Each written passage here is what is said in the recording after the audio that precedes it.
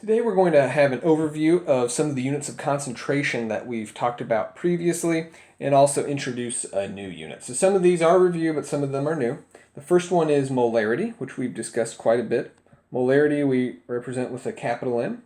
So molarity is equal to the moles of solute over the volume of the solution. And this will have to be in moles, and this will have to be in liters. Anytime you're calculating a molarity, typically this is some sort of decimal or fraction. Sometimes you'll find a molarity greater than 1, but in a class like this, it's very rare to ever get a molarity that's greater than 10. So the next unit of concentration is the mole fraction, which we represent with a capital X sub I. So X sub I is looking at the mole fraction of component I. So if you want to know the mole fraction of component I, you would just take the moles of I over the total moles. So this is the moles of component I.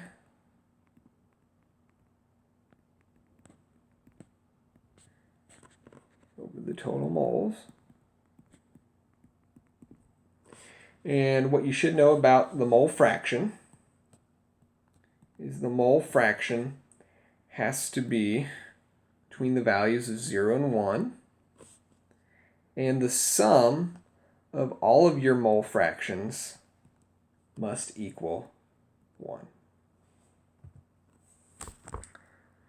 The other unit of concentration that you may run across is a mass percent. And a mass percent is written as the mass of component I over the total mass, which gives you a mass fraction, but then to convert that fraction to a percent, you multiply through by 100%, and now you have your mass percent. This looks just like a mole fraction, but you're finding the percent of the masses. So every now and then what you'll see is you might end up with a very small mass percent.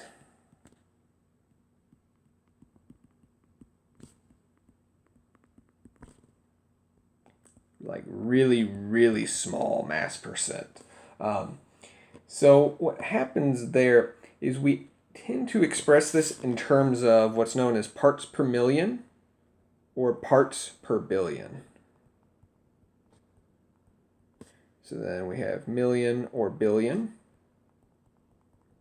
hence the factor of a million or a billion. And this is extremely helpful for typically if you're looking at contaminants in some sort of system, like maybe contaminants in water or drinking water, and you're trying to figure out what are trace amounts of maybe some sort of element or compound that you don't want in there. So you will see parts per million and parts per billion. And finally, the last unit of concentration that we'll encounter is molality. And this is not a typo or a slip of the tongue. This is molality. We use a lowercase m, and sometimes it's italicized, sometimes it's not. But molality, not to be confused with mass, is equal to the moles of the solute over the kilograms of the solvent. So note the key difference between molality and then molarity. They both have moles of solute, but molality has kilograms of solvent and molarity has volume of solution. These two values, the molality and molarity, are typically somewhat close, but it really depends on the density. So don't be surprised if you're calculating molality and molarity and they end up being somewhat close. So how do we know when to use which unit of concentration? Well, they all have a scenario or an application when they're best utilized. Typically in lab, what we would see is you're given a molarity, and this is whenever you're especially looking at aqueous solutions.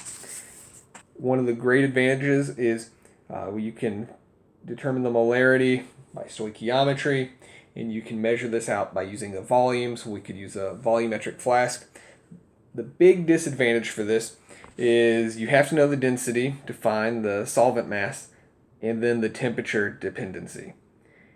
You'd have to look for whether the volume swells or compresses based off the temperature. So we're lucky enough that in our lab it's at a constant temperature, so we don't have to worry about that nearly as much. But there are definite advantages to using mole fraction, mass percent, and molality. It depends on what you're looking for, but the big advantage for these is that they're temperature independent. The mass does not change with the temperature, whereas we would see that the volume could change. So these are the types of concentration and the units of concentration that we'll look at as we go on throughout this unit on the physical properties of solutions.